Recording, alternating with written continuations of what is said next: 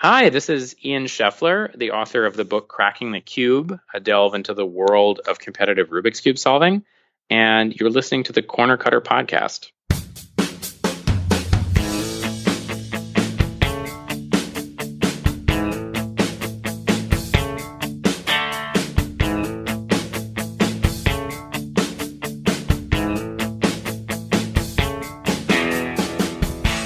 Hey, welcome to the Corner Cutter podcast. Podcasting since 2014 and cubing since 2015. I'm your host, Josh, and this is the most consistent speed cubing podcast dedicated to entertain and educate you with in-depth conversations with cubers from all across the sport. My website is thecornercutterpodcast.com, and thanks so much for taking the time to listen to this episode. Today we have an awesome interview. This is one of the best I've ever had. And it is going to be with Ian Scheffler, who is the author of the book Cracking the Cube. The subtitle is Going Slow to Go Fast and Other Unexpected Turns in the World of Competitive Rubik's Cube Solving. So this book is the story of how the cubing community has gotten to where it is right now. So it goes back to when Erno Rubik invented the cube and talks all about the progression, the creation of the WCA in 2003, and all it keeps going up and up. Talks about worlds, nationals. It's super interesting. So if you've already read the book, definitely you'll find tons of value from this conversation I have with Ian Scheffler. And if you've never read it, you'll be amazed and fascinated. I just know it. And today's episode is going to be one of the longest ever, so I won't hold you guys too much longer. I just want to say you can find show notes and links to everything we mentioned in the episode at thecornercutterpodcast.com. And if you have any feedback or just want to shoot me an email, you can email all that to Josh at thecornercutterpodcast.com. And now here's my conversation with the author of Cracking the Cube. Ian, thanks for joining me today on the Corner Cutter podcast. Thanks for having me, Josh. How are you doing tonight? I'm doing pretty well. I actually teach high school English as my day job these days, so I'm it's kind of a nice break to talk about cubing and not lesson planning or exams and whatnot, because my students are all preparing to take a bunch of state exams right now. Cool. Great. I appreciate that you taking the time to come on. What's something interesting about yourself that most people wouldn't know? So I also do competitive swimming. I mean, that's something that some of my cuber friends know. There's something called masters swimming, which is sort of like the WCA for swimming. I mean, it's a little different because professional swimmers are part of FINA, which is the actual governing body of like Olympic swimming. But there's also masters swimming, which is the governing body for amateur swimmers. And that's something I did competitively growing up, but kind of fell off in college. I didn't do it in college.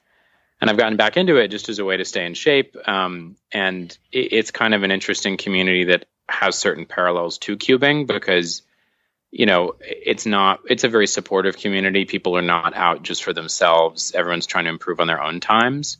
So that's something I've gotten pretty into recently. My goal is to make the world championships for masters swimming, but I'm definitely still a ways off from that because you have a lot of retired Olympians who show up and make everyone else look like trash.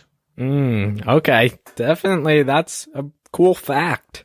Now, ever since I first saw the cover or the book Cracking the Cube, I wondered what was the cube on the cover.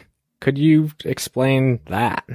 Sure. So in a way, the cover is kind of like a Rorschach test where people read things into it because funnily enough, that's not actually me on the cover. Like the cover artist at my publisher created that using various stock images. So I would imagine that it's a standard Rubik's brand Rubik's Cube.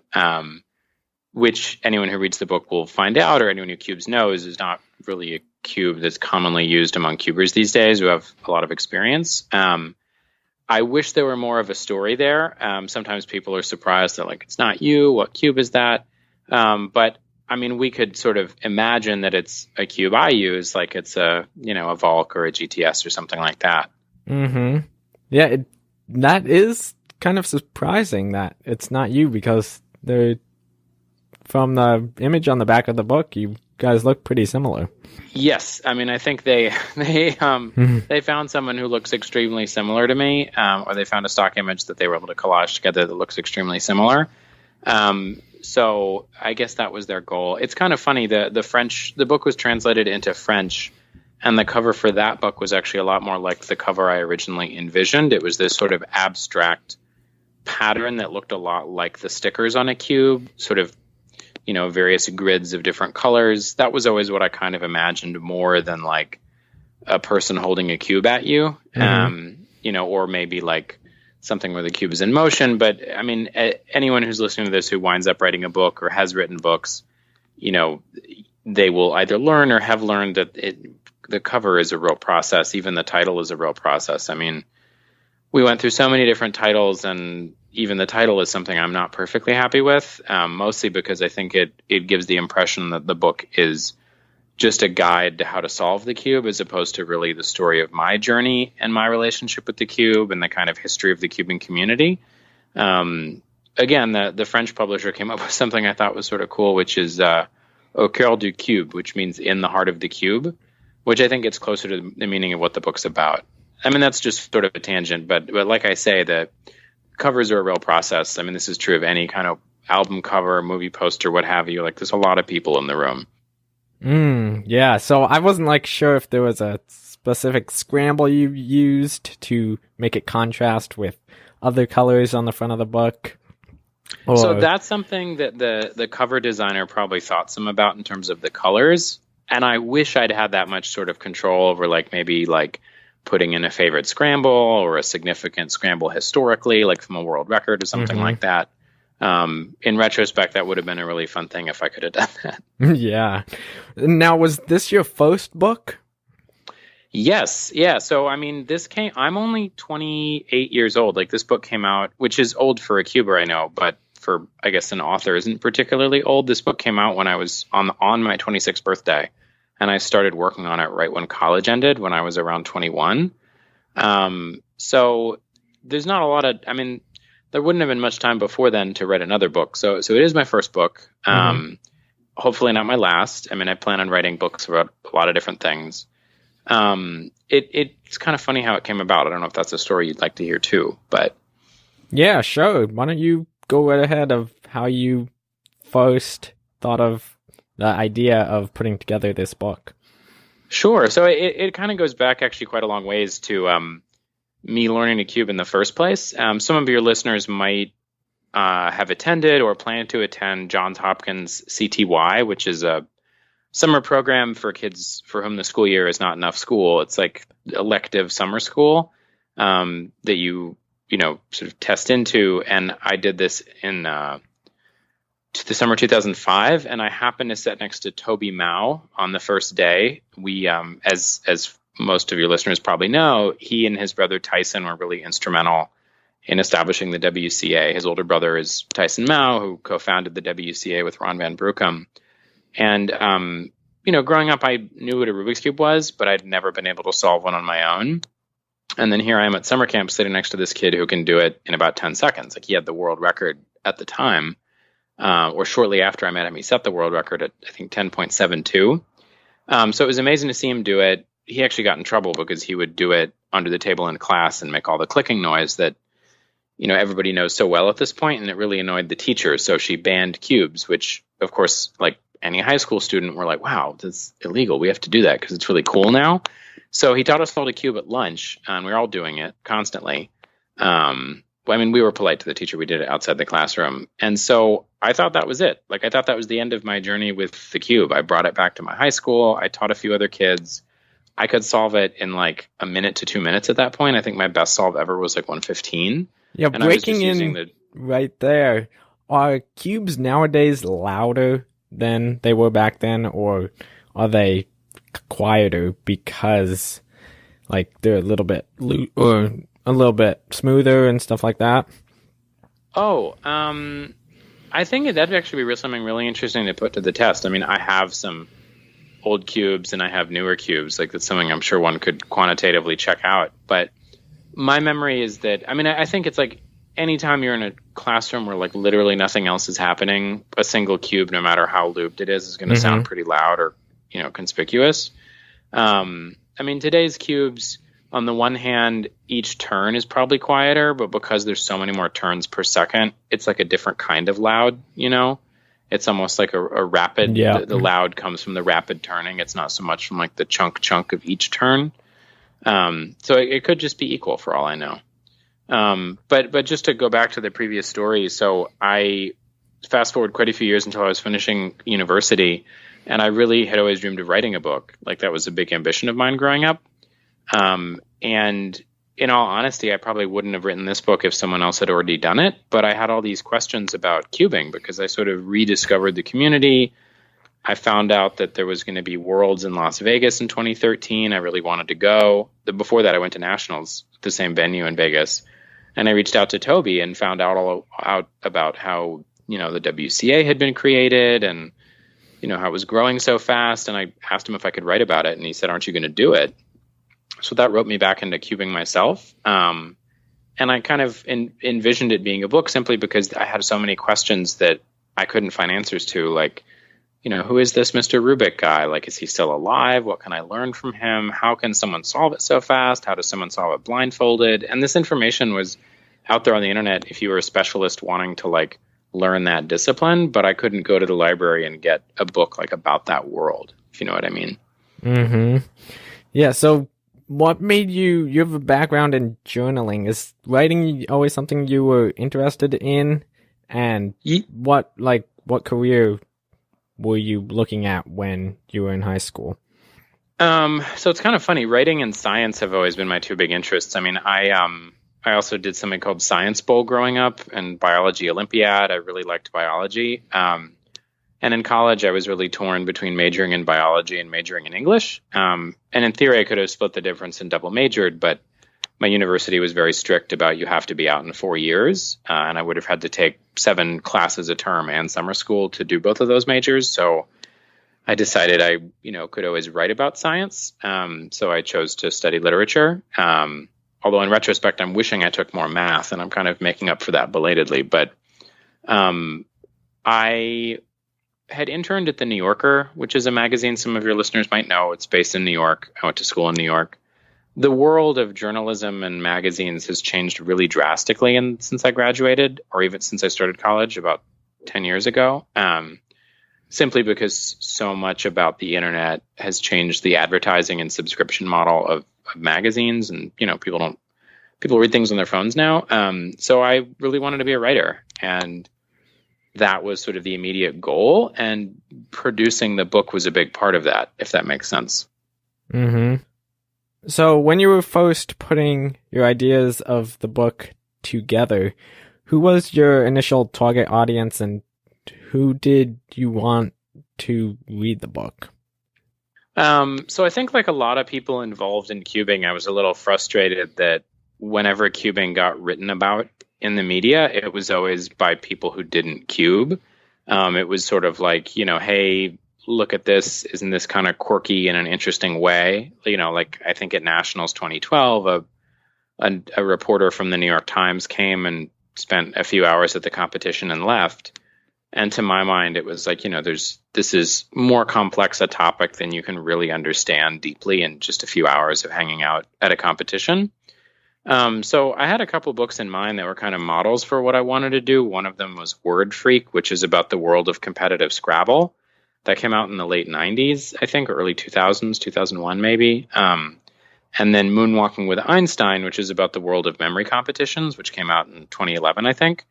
So my goal was to write a book that would hopefully appeal to both cubers themselves as a kind of record and testament and exploration of the culture of cubing that we all share, and also something that would allow a person who maybe like watches a YouTube video and is more interested in learning about cubing, or just sort of somebody in the general public who maybe has an interest in cubing, has heard about it, but doesn't know much to really learn more.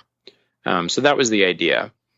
Mm-hmm. And then I guess this is jumping ahead a little bit, but staying on the same topic. When the book finally came out, who was it actually reading the book?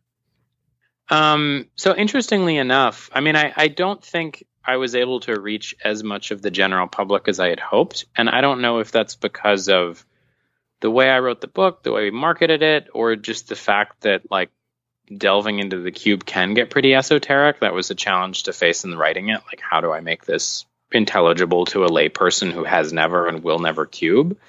But there were a lot of people in the cubing community who really liked it. And, you know, I saw them at competitions and they were into it. I still get emails sometimes from folks in the cubing world who are really like much older folks. Like, I just communicated with a gentleman in South Carolina who had cubed back in the 80s when it came out, and has sort of rediscovered it and was really interested to kind of get an update. Like, wow, what's been happening since, I participated in this decades ago. So this was something that, on the one hand, I was really thrilled that cubers were and have been reading it. And I'm sort of hoping, I guess, in the long term that if this ever turns into something like a documentary, that'll help really bring the book to the general public in the way I'd always envisioned. Yeah, I really like how in the book you explain what the World Cube Association is, what a delegate is, how scrambles work. So it's like it's dumbing it down enough so the general public and non-cubers will understand, but it also explains it really well for people who are active in the sport.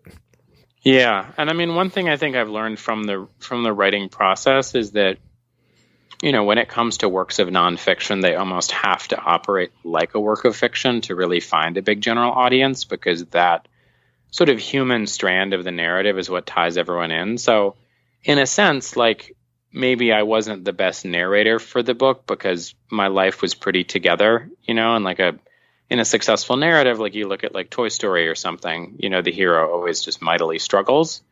And so I struggled a lot in terms of the narrative of me mastering the cube. Like, it was a lot harder than I'd anticipated. I wound up getting, a repetitive stress injury on my thumb, which I found out actually has a real medical name, Cuber's thumb, from back in the 80s. But if my life had been completely falling apart and then sort of cubing solved not only the cube of my life, that might have been a kind of narrative that, I don't know, sort of fit into the mainstream more. But as you say, the goal was very informational in a certain way. Like, this is kind of both an explainer for people who don't cube, and like I say, kind of a testament and a record for people in the cubing world to show like what we do is legitimate. Like, what we do is worthy of putting in a book. What we do can be on the shelf of your library. Like, I've heard from some students who did a book report on my book, which is really exciting. Now, what was the actual timeline of writing the book? You don't have to jump into all the stories yet, or that take place in the book. But like, how long did it take, and like, what was the actual process? So it's funny. I budgeted 5 years because I knew that writing a book is a pretty long-term endeavor. And I was 21 at the time I said that to myself. I was like, you have a 5-year plan, which at the time was committing basically a quarter of the time I'd lived on Earth so far. And I broke it down to like, there's certain steps I had to do as a cuber and certain steps I had to do as a writer. And the writing steps were basically like, I mean, this may be of interest to anyone who wants to write a book someday. You have to basically build some kind of portfolio of work to show like your ability as a writer. So I was out writing articles about things that weren't related to cubing. And then you have to get an agent who's sort of your intermediary with a publishing house, which was a very kind of circuitous, serendipitous thing. And then you have to write a proposal, which is sort of a book in miniature, like about 60 pages with a sample chapter and an outline, and sort of, letting someone imagine what the book is like. And then you have to go sell the proposal, and then you have to write the book. And you typically have a year from selling the proposal to turning in the first draft of the manuscript. and then there's editing and then release. So it actually took 4.5 years. So technically I was 6 months ahead of schedule. What was your experience with the publisher? Was it harder to deal with the publisher than you thought, or was it not? So my book was published by Touchstone, which is an imprint of Simon & Schuster, which is one of the sort of last remaining large publishing houses in the book industry. They publish people like Stephen King, whom your main readers will obviously know as a local writer. Walter Isaacson, Hillary Clinton, I think, has also had books published by them, maybe Danielle Steele. But I had a perfectly positive experience. I mean, the biggest thing to sort of make publishers like you is to turn in your work on time, because it's pretty common for writers to turn stuff in late, which editors are always frustrated about. So I turned my things in on time. So I guess I did my best to make them like me, and I really liked them in the sense that, writing a book on your own nowadays is a lot easier than it used to be. You can self-publish anything. But it provided a sort of, I got paid upfront to write it. So I was able to survive as a writer and travel, and sort of be a cubing writer for quite a long time as my way of making a living. I really liked my editor. I mean, he's someone who's edited a really interesting range of books from self-help books by Navy SEALs to books about sports. He was the editor for Ray Lewis's autobiography. So he's met a really wide range of people. He did Stan Lee's autobiography, so he's worked with him. And he had a lot of cool stories, and he was just a really nice person to work with. I hope I get to work with him again. What has the feedback been on Cracking the Cube? The thing I guess I was one of the things that most interested me was the mention of all the names in the cubing community way back in 2006, 2007. At my first competition, it was Tim Reynolds delegating. Mm-hmm. And when I saw him mentioned in the book, he was judging Felix it was Worlds, was it 2013? I think so, yeah. Yeah, it was just so cool to see that. And then Bob Burton right in the beginning, in the 2006, 2007. So it was just cool seeing all those names. Yeah, I mean, it's kind of funny because I sometimes, I'll look at Amazon reviews or things like that. And some people did wind up buying the book under the sort of mistaken impression that it was purely a guide to solving the book. And then they opened it and they were like, this is full of stories. This isn't teaching me step by step how to do it, even though there is an appendix at the back for someone who wants to learn that has links to really good guides, like Bad Mephisto's guide online. So that was a little perplexing to me, but on the whole, I remember, one gentleman I met, at Worlds 2017 in Paris, which was the last Worlds it was the last Worlds that happened. It's the last one I went to. He was just really enthusiastic about seeing a book about cubing, right? Cubing is a very unusual community, and that without the internet, it wouldn't exist, because geographically speaking, cubers are pretty scattered about. So the internet has allowed us to find each other and build connections, and then we physically meet up and strengthen those connections.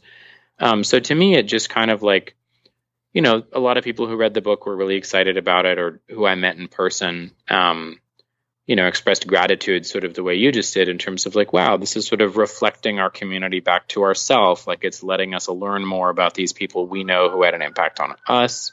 Or it's, cubing is such a young sport that the history of it, this really excited me, that I could basically write the history of cubing to this point and actually interview the people who were responsible for a lot of what happened. Whereas if you wrote a history about soccer or basketball, the people who created those sports are long gone. So there's been some negative feedback, like I say, from folks who thought it was something it isn't, but there's been a lot of positive feedback from folks who really appreciated what I was trying to do, which makes me very happy. Yeah, that's so cool. You mentioned Worlds 2017. Was that your last competition you attended? This is getting a little fuzzy for me. I think that might be the last one I've competed in, because I've been pretty busy since then. I mean, there's regular competitions in the New York area that I was helping organize for a while. Like, Bob would come and Eric Zhao and a bunch of other local cubers. We would do those in Queens.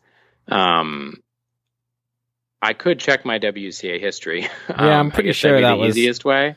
But that might count. have been my last one at the moment. I mean, I'm at the school I teach at. There's a couple kids who are into cubing, so I'm hoping to start a club and like take them to a competition or host one ourselves. So it certainly won't be my last competition ever, but that's the last one I officially competed at the moment. Okay, yeah, cool. I guess moving off the topic of writing the book for a little bit, you mentioned in Cracking the Cube that, or it was in quite a few of the chapters, that you were building on your online timer session. It had over 10,000 solves, I think, at one point in the book. Do you still have that same session? I do. So that's on my desktop computer, actually. It's like saved to the computer itself. It's not online, which is why I've just been able to keep building on it. And at this point, that's a pretty old cubing program. I don't think a lot of people are using it.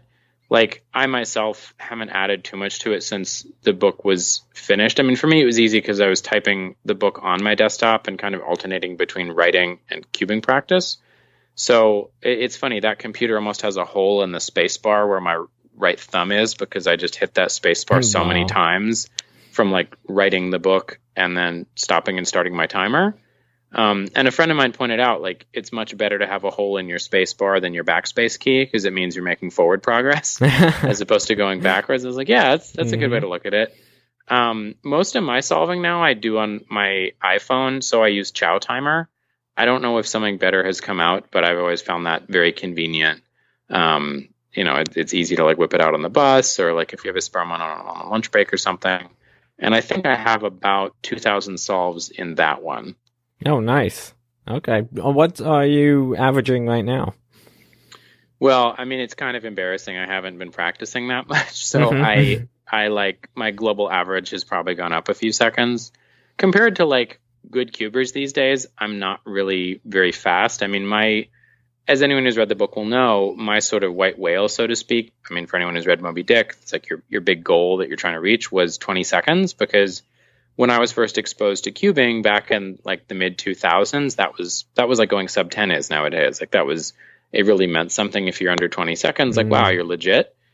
Nowadays, obviously, things have gotten so much faster that, to get in the top 100 worldwide, you have to be like sub 7.8 or something for an average of 5. It's crazy, right? Yeah. Like, so my best ever average at home was around like 15, and my best single solve is 11.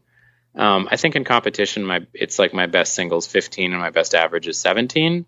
I mean, if there's anything I think I'm known for as a cuber from people who've judged me or anything like that, it's I generally turn very smoothly. I mean, I once was sitting down with Felix and I was like, can you please watch me solve? He's like, yeah. And I was like, all right, what advice do you have? He's like, well, I wouldn't really do anything differently. You just need to do it faster.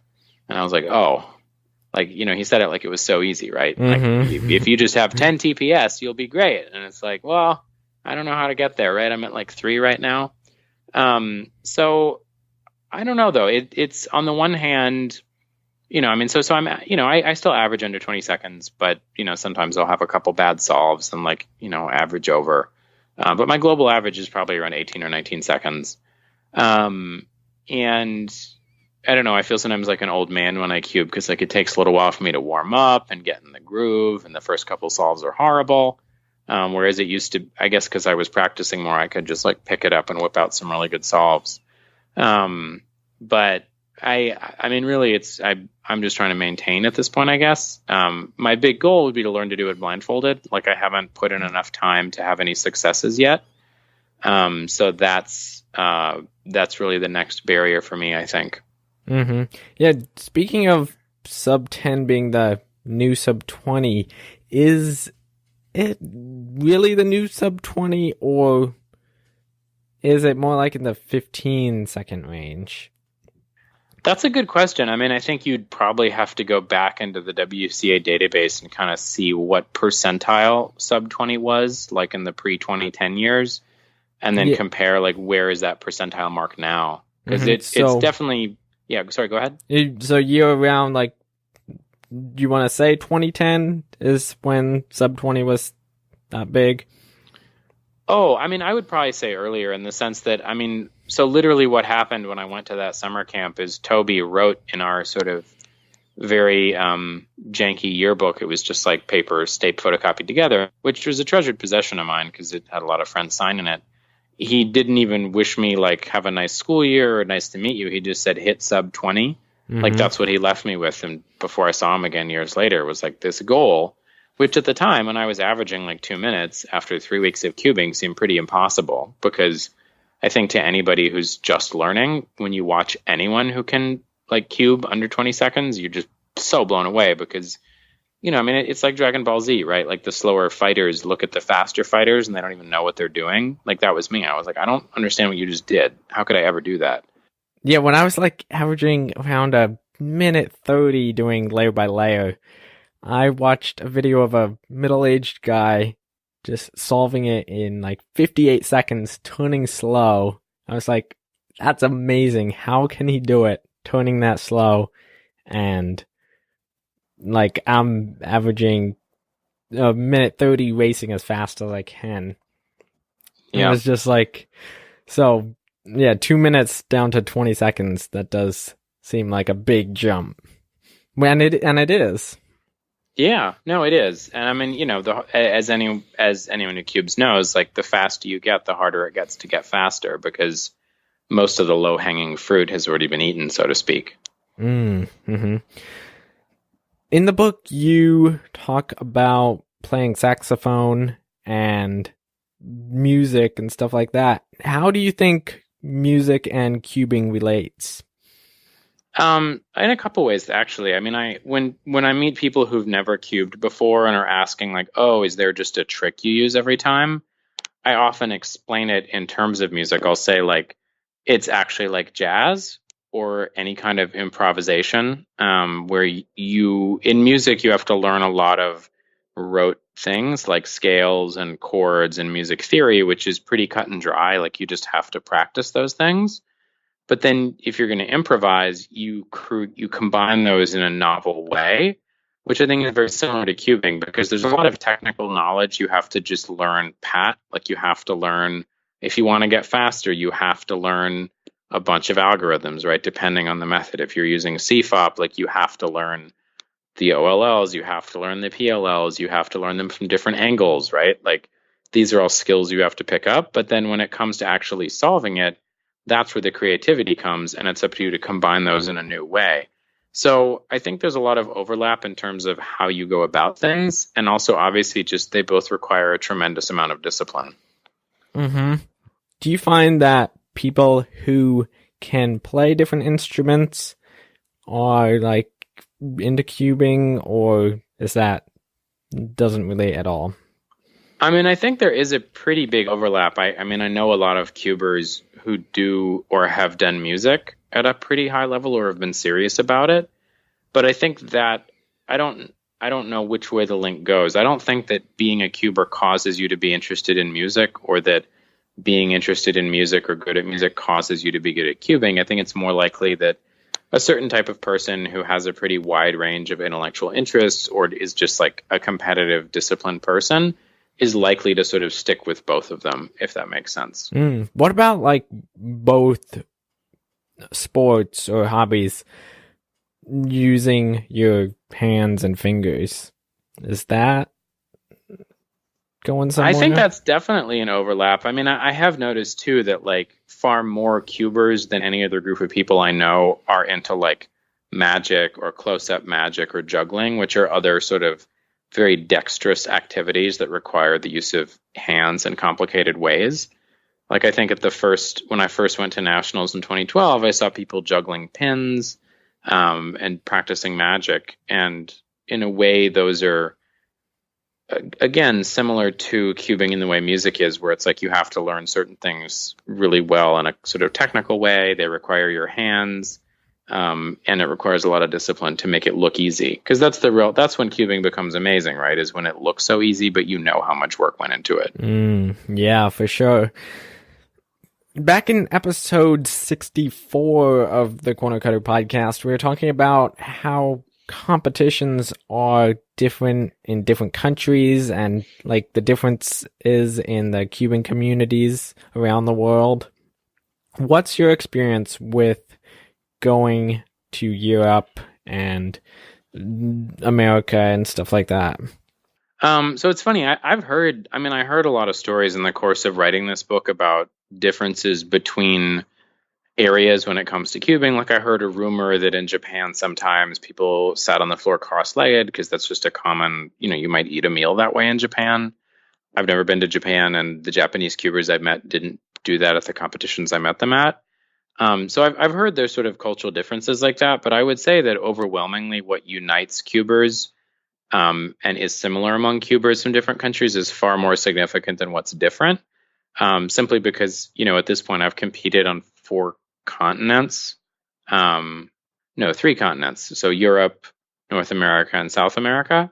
And, there's been way more in common among cubers. Like, we're all brought together by so much in terms of interest in the cube, sort of knowledge of common things. I've been more struck by it's like when I've gone to faraway places to cube, it feels like a piece of home is already there. Meeting Ron van Broekum in the Netherlands or meeting Oliver Perge in Hungary. Like we'd already corresponded some, or in Ron's case, we'd met each other in the US first. But when you compete with cubers, there's sort of these rituals thanks to the WCA that are standardized. So like you already have something very familiar. It feels much more like being at home than being far away. Yeah, exactly. Switching topics a little bit, in the book you mention the Cube exhibit at the Liberty Science Center. Do you know if that is still on display? So I know that it isn't at the Liberty Science Center, but I also know that it was designed as a traveling exhibition. I believe it went to Asia, and it may still be floating around the world. It was, I know, co-sponsored by Google. A lot of thought and care went into that exhibit, so I wouldn't be surprised if it is still somewhere, but that's something I just don't know. Okay, cool. Could you describe your experience backstage at Worlds 2013? It was a pretty exciting part of the book. Right. I'm glad you think so, because it was really exciting to live it. So, my hope is that if anyone wants like the full level of detail, they'll go out and check out the book. But in short, that was my first World Championships. It was my first time getting to meet some of my sort of the people I really thought were so cool to watch online, like Mats, like Felix. And this was at the Riviera Hotel and Casino in Las Vegas, which actually doesn't exist anymore. They blew it up after the last Bourne movie, which had a whole car scene chase there. So I was in this. The organizers let me kind of walk around and take notes, so long as I didn't bother anybody. And so there was a giant ballroom with everybody attending the competition watching, and the finalists were coming out in pairs, 2 at a time. Anyone can go check this video out online. But obviously there wasn't a video in the green room in the back, and that's where I wanted to be, because I figured, what's happening on stage is going to be recorded by everyone here, like we can all see that. But I hung out backstage, and it was just this interesting environment, sort of like the green room at the Olympics. Like, when you watch a swimming race with Michael Phelps, there's often that moment where the TV shows you that little room where like all the swimmers are in their parkas and like listening to music, trying to get hyped, beating themselves in the chest, like doing what they need to do to focus. And I was really curious, like what rituals are the top cubers going to go through? What's Kevin Hayes going to do? What's Felix going to do? So I just sort of parked myself in the corner of that room backstage and just watched and took notes. And because it was in reverse order, where the highest seeds went last, at first the room is really full. I think Kevin Hayes was like eating Chinese food from the food hall at the casino. Anthony Brooks was there. Like they were sort of it was a really tense room, right? Like everyone's about to go out on stage and compete. They've traveled really far to do this. Mats was being pretty goofy. Like I wrote down some of the things he was doing. Like I think he sang along to Billy. I think Felix was listening to Michael Jackson, and Mats started singing along to Billie Jean. So Mott's was trying to like play it loosey-goosey, like how can I relax? I mean, he's got a very bubbly personality, so that made sense. He's pretty bouncy as a person. So, even though when he comes out on stage, he's got his routine of like was putting sunglasses on, taking them off, like look very serious on stage. And Felix was, seemed pretty tense. And I mean, I talked to him after, and he was very, very nervous, even though you couldn't really see it on stage. And it just felt very dramatic to me because as time goes on, like the room gets smaller and smaller because there's just fewer and fewer people until it's just Felix and Mott's, like the two at that time, like the best two cubers in history, like sitting basically across from each other before they go out. And it was just kind of an unusual and intimate moment. Like I remember being conscious at the time, like if I weren't here writing this down or trying to witness this, like no one would know what this is like except them.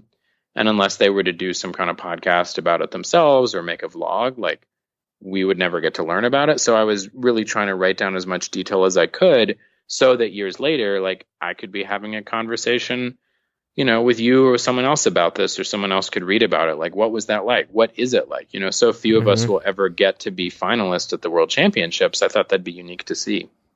Yeah, for sure. It was super exciting, and I got really into the cubing community in early 2016, so I wasn't super aware of all the results and podiums at the previous World, so it was exciting reading that for the first time. Speaking of Felix, it seems like to me he's a nice and more humble guy. Do you think that is an accurate description of him? Yeah, absolutely. Felix is a really genuine, extremely nice person. I mean, I've never seen him be rude to anybody, which is pretty amazing considering how many people will hound him at like a Worlds, where he's just got so many people asking for autographs or trying to take photos. He's like, I've never seen him be anything but really accommodating and very gracious. And one thing that I really love, he really emphasizes, is that anyone can cube. Like, if it's really just about the effort you put in. And I think he's kind of the poster child for that because, I mean, as is well known and as is detailed in the book, like he just saw a YouTube video about cubing and picked it up and just started doing it. Like he wasn't born knowing how to do it. He certainly picked it up faster than a lot of people, but he has shown, I think he really exemplifies a lot of the values of the cubing community, where it's like being open-minded, being very gracious, like not having a big ego, and just, putting your money where your mouth is, and like being very disciplined about your practice. Yeah. Going back to different parts of the book, I guess that's what we'll jump around on right now. One of my favorite parts was when you gave the scramble and the solution for when Matt's got the 3x3 world record. And that was really cool, being able to grab a cube right there, doing the scramble, and then looking at the solution. Yeah, I mean, I think that's something I know I've certainly done, and I'm sure a lot of your listeners have, where it's like the first thing I do when there's a new world record is I look up the scramble, and then I look up the solution, and I just kind of walk through it, and I'll see like, wow, like I never would have thought to do this, or like, what a cool move. Like I couldn't have seen that double X cross, and that to me is one of the really cool things about cubing, where like, if you watch basketball or football, like it's really hard to replicate a touchdown pass that Tom Brady throws or like a layup Kyrie Irving makes, because almost no one else has the athletic ability to do that. But in cubing, even if you can't turn the cube as fast as someone like Felix or Mott's, or you can't generate that efficient a solution on the fly, you can still literally walk in their footsteps and kind of marvel at like, this is how they did it. And I feel like that definitely teaches us a lot. I think in the book, you did Colin Burns' world record breakdown as well. In the book, you mentioned this too. Like at least to me, it seems like Colin Burns faded away from cubing like about a year after his 5.25 world record. Do you think that's accurate? I've actually hung out a fair amount with Colin in the time you're describing. because he goes to college really close to where I live. He goes to Columbia, which is where I went. I actually gave him a campus tour, and we'll hang out. And it's kind of funny. We actually play board games now more than we talk about cubing. Um, I mean, I've actually talked to him some about this, and I think it's more that like he's a really intellectually precocious, or like he has a big intellectual appetite. He's interested in a lot of different things. Everything from like ethics to computer science. So he's pretty busy with research right now, doing computer science work as an undergraduate in a lab. You ought to invite him on as a guest to say more about this. But I think obviously he's a former world record holder. He doesn't have to prove anything to anyone. And I think for him, it's more a question of like, I don't know how much more he views as like, here's a goal I have in cubing that I haven't reached yet. Whereas I know outside cubing, he has a lot of big goals he's still working on. Yeah. So it could just be interest. And it just seems like after his record, and I know something you mentioned in the book was he said he didn't know enough algorithms to keep up with the rest of the fast people. Oh, I mean, I don't. Again, when we go back to, it's funny. I just Googled him to sort of look back at what his last comp was, and there's that photo of him with the 5.93, where it's like that, just that memeable face of like confusion. So, in theory, again, I mean, he's such a disciplined person. I don't really think that's a reason for him to step away from cubing, but I think it has more to do with like, he's pretty engaged with a lot of other stuff. And also, if you think about it, like he got that record when he was in high school. And as anyone who's an American high school student knows, like, the whole college application process and then going to college, like that really takes a lot of time and energy. I've noticed anecdotally that like it's pretty hard to sort of stay at the top of cubing once you hit college. I think Mats and Felix are pretty big exceptions because they can actually like, they can justify continuing to cube because it is sort of a job for them now in terms of like, revenue from cubing deals or like, their YouTube appearances. But, again, thinking about it is kind of funny. There's a group of people who cube who I also play board games with, and Colin's one of them. And I think all of us do actually spend more time. Some of them are pretty regular going to competitions still. Eric Zhao runs the Cube Depot, which is a sort of smaller cube store on the East Coast. But I guess you wouldn't say that any of us are sort of like super striving to like be at the top. And I mean, but again, Colin's already been there. So. Yeah, that's totally understandable. Now, I just want to jump around, like these will be completely random topics, but just things that interest me that were written in the book. What was your first experience judging?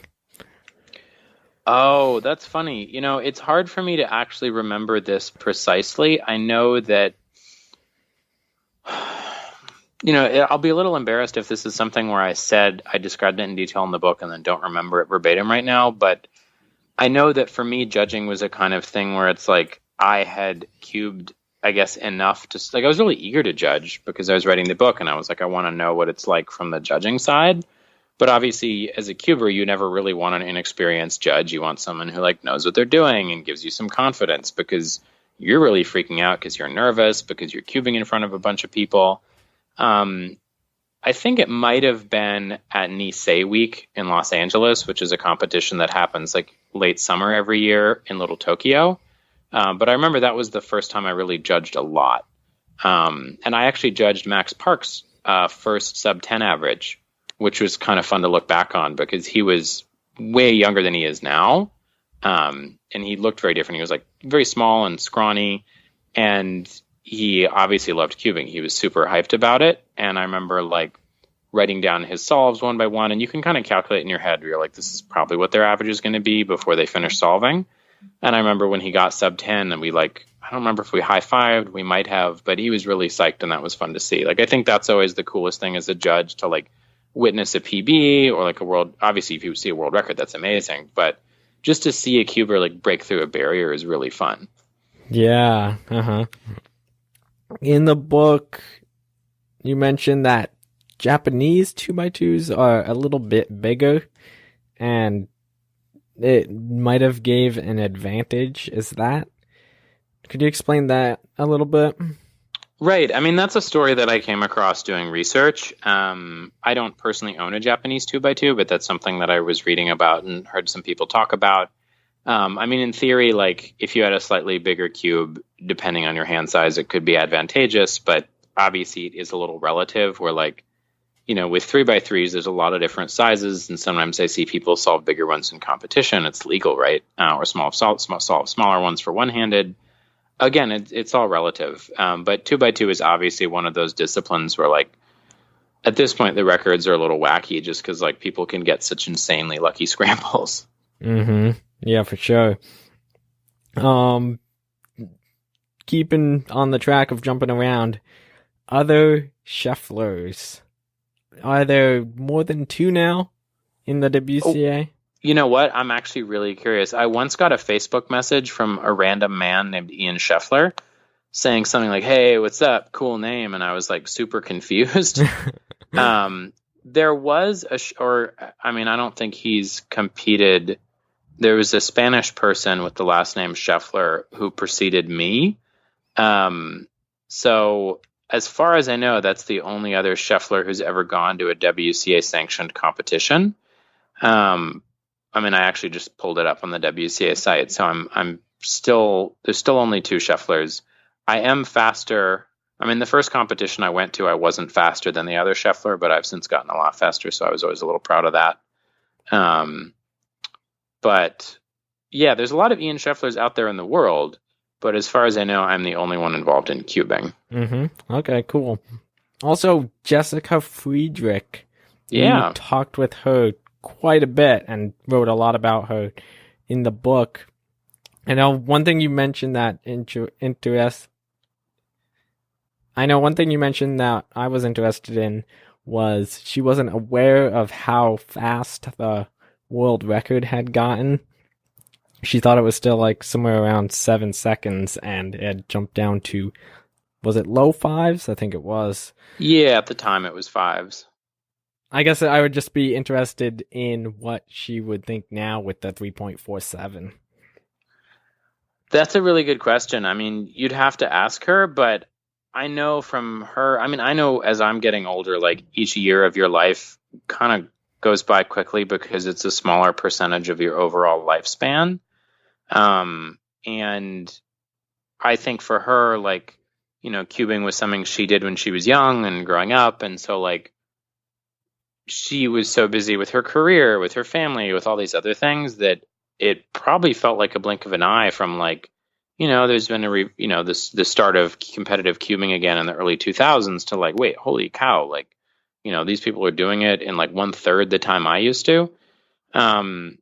So again, that's one of the interesting aspects to me of getting to research cubing, where it's like, this is a world that is still so young that the people who were so sort of the elder statesmen and stateswomen, so to speak, are all around.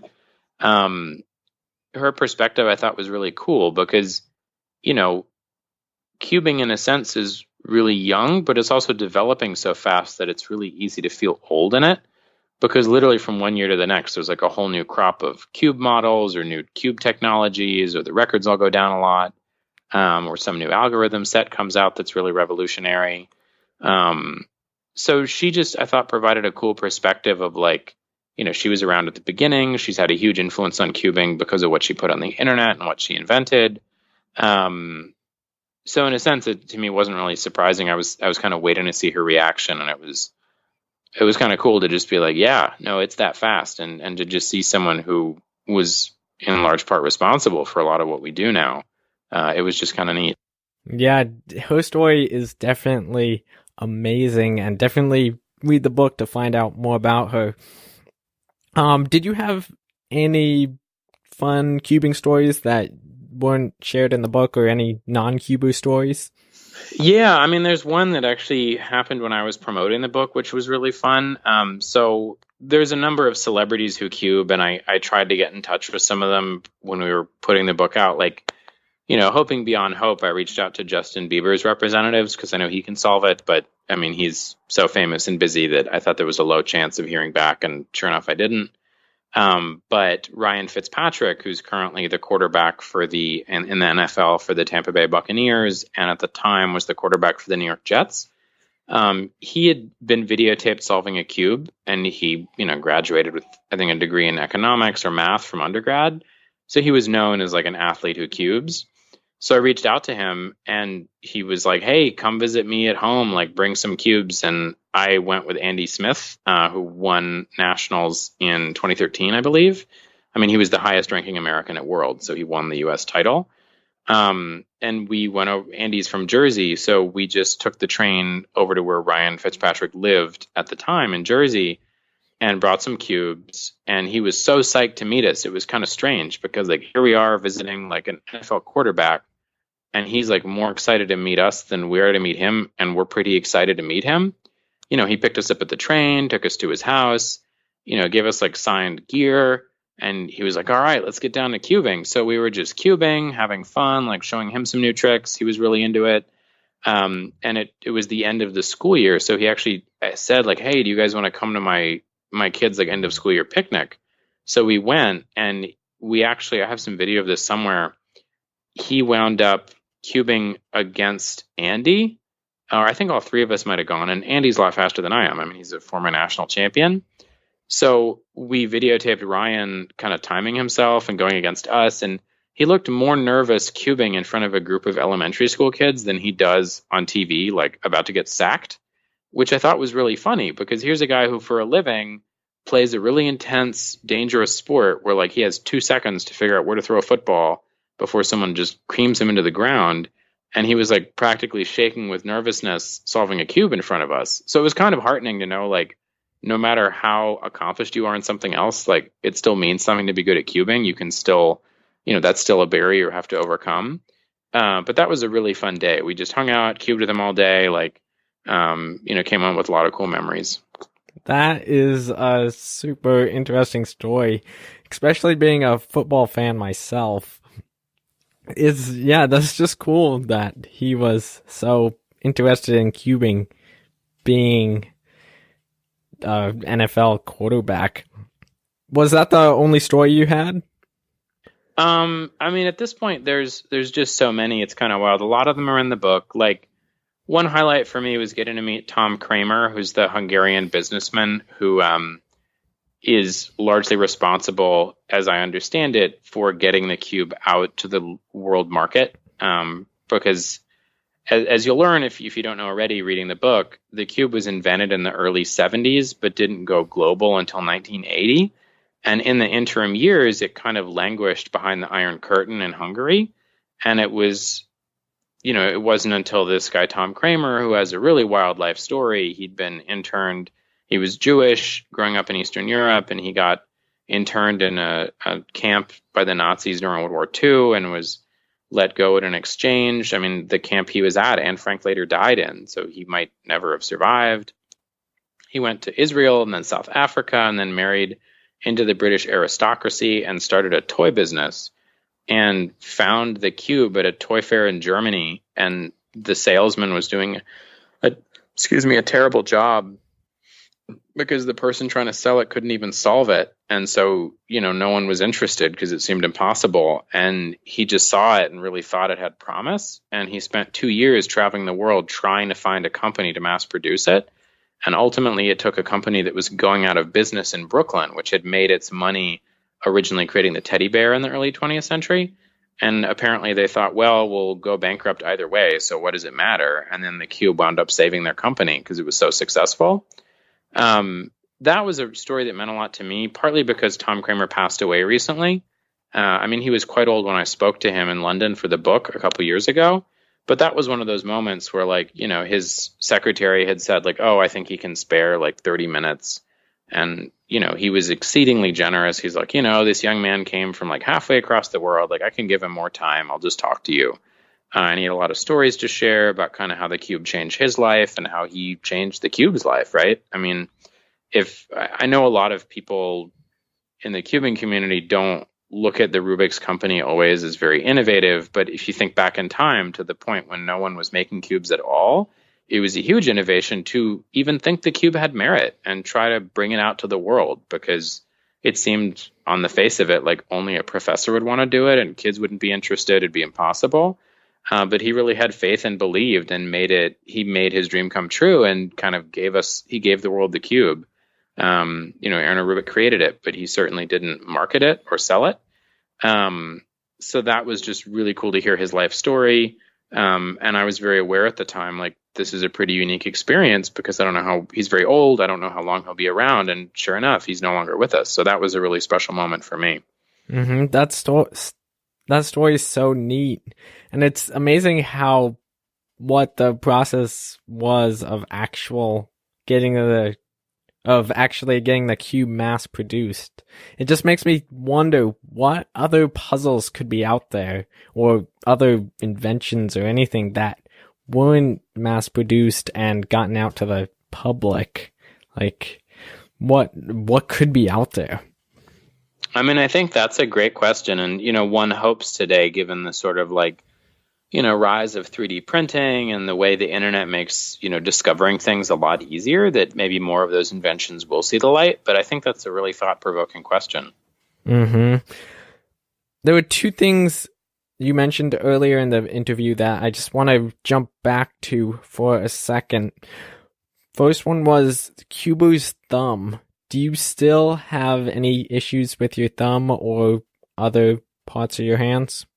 No, I'm fine now. I mean, that was because I was using my thumb. I was doing way too many F turns using my thumb when I should have just rotated the cube to make it like an R turn or an L turn, which is so much easier. So that was really just like not, being a novice cuber and not really knowing what I was doing. So that's fine. I haven't had issues with that since the time that happened, thankfully. Okay, I'm glad about that.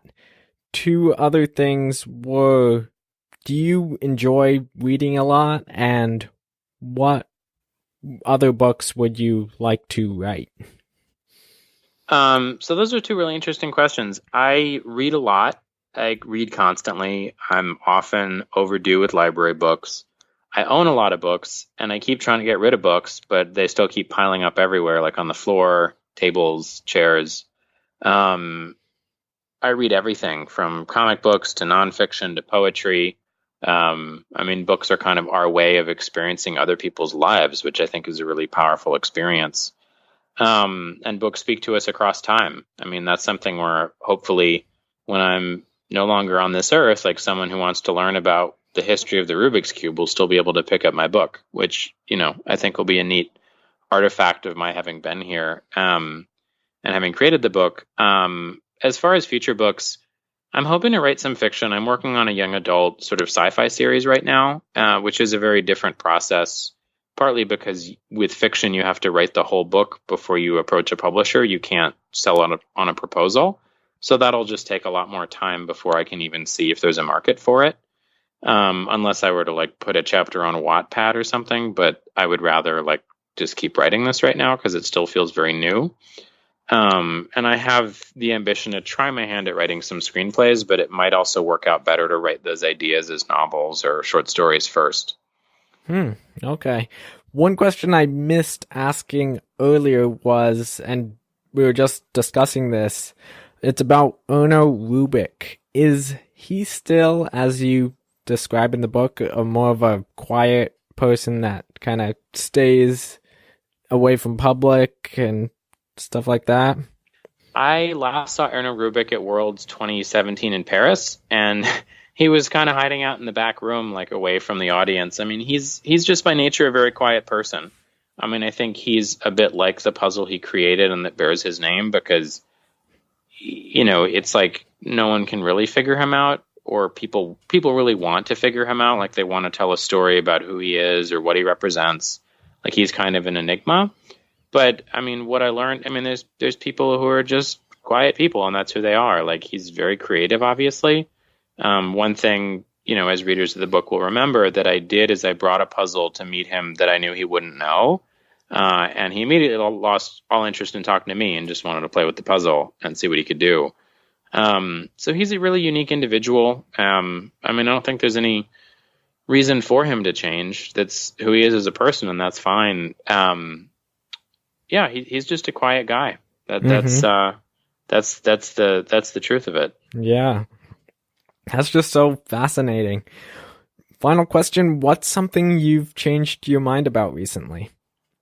So I feel like I'm constantly changing my mind about a lot of stuff. Since I'm a teacher, I mean, every day you learn something different about your students. So I would say maybe I'm changing my mind about them, but at the same time, as a person, like, I try to never be really dogmatic. Like, I try to be always open to what other people have to say. Like, I knew you would ask this question because you told me about it in advance, but I still am struggling to answer it because I'm not someone who really likes to sort of say, to hold an opinion so fiercely that it is a giant change to change it.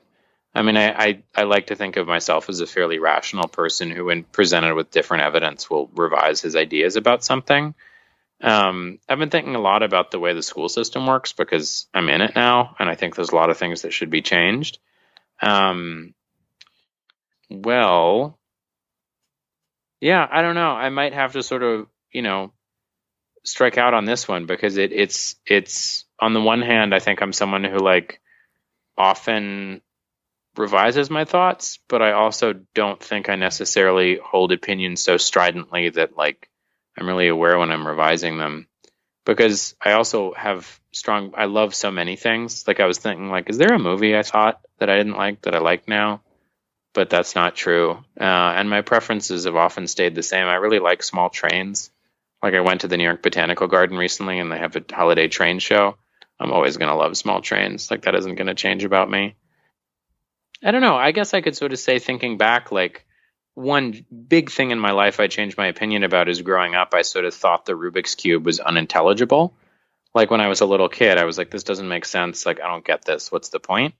But my journey through cubing has really shown me that, like, it's a beautiful object that's so rich in meaning that, you can play with it your whole life and keep getting new things out of it. Yeah, I totally agree. Great answer. Where can people buy the book, Cracking the Cube, and where can people follow you on the internet?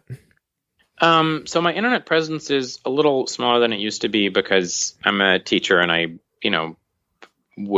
have a fairly minimal social media presence now. People can look me up on Facebook.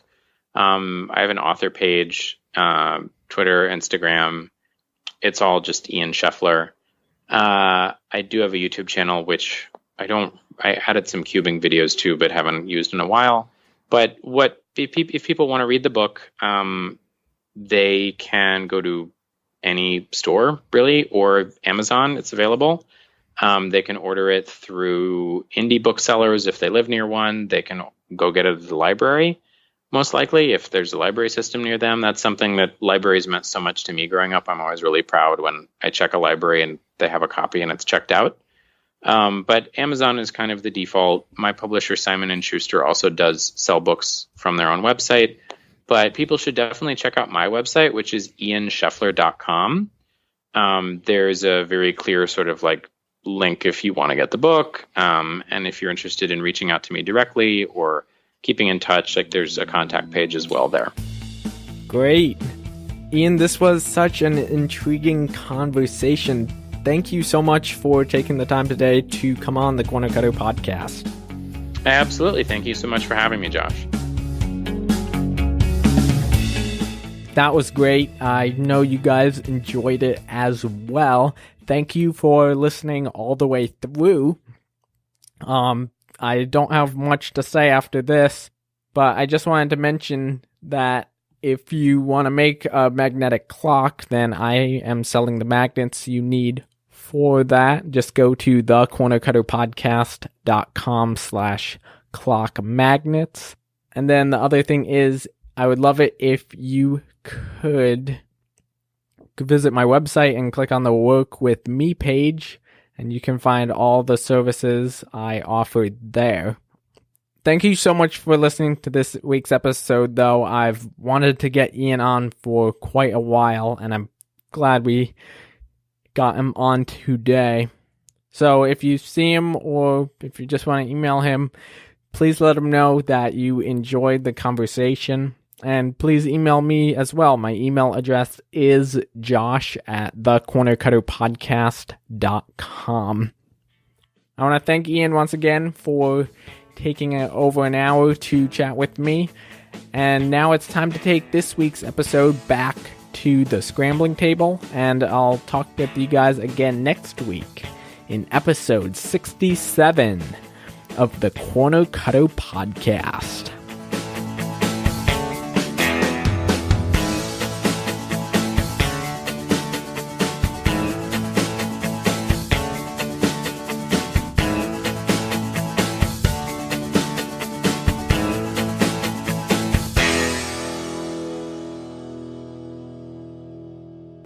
He and I hang out sometimes when he's just not so busy with school or I'm not so busy with work. And we actually don't talk about queuing. We can pause for a second. Yeah? Sorry, is there a police siren in the background? Sounds like it. Oh, yeah. Well, I can't help that. That's just the highway outside. I'm sorry. I'll start over. No. Yeah, that's fine. It seems like you get those going by a lot, right? Well, New York City, right? Yeah, okay.